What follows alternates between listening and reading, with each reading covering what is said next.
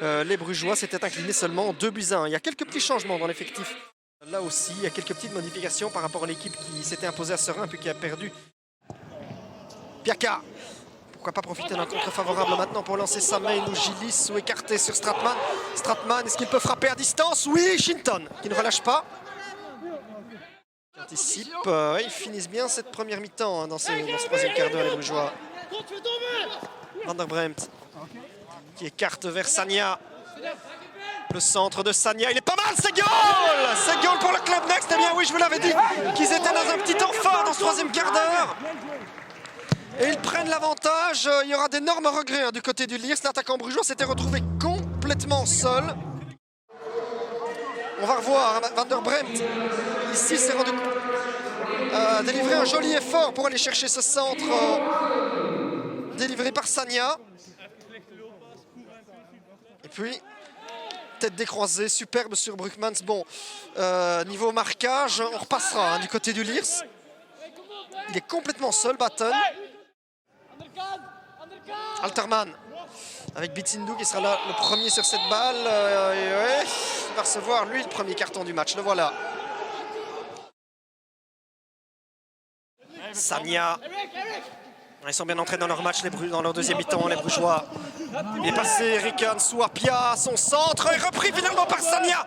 Au premier poteau en bout de course, c'est terminé à côté. Ansu, c'est pas mal pour se défaire de Trondbase, le centre à ras de sol, dévié.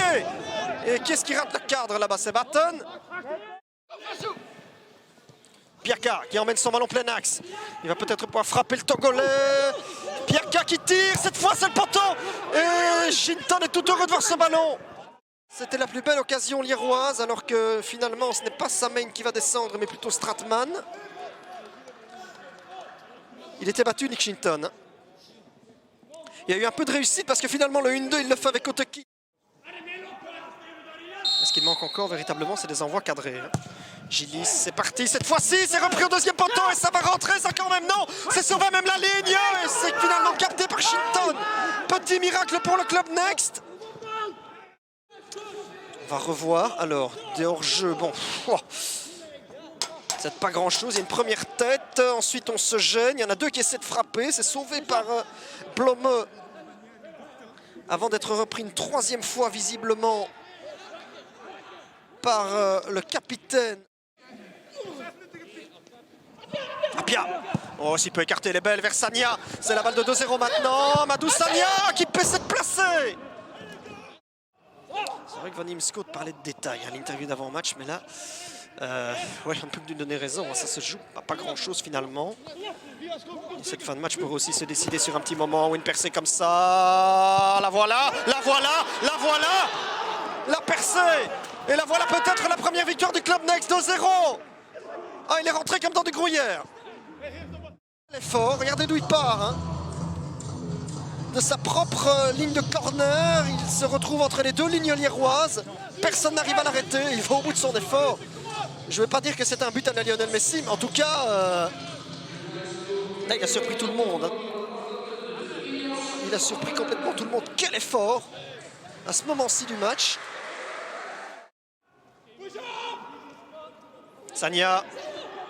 Ouais, s'il n'arrive de nouveau pas à l'arrêter, on va être en grosse difficulté. Hein. Apia.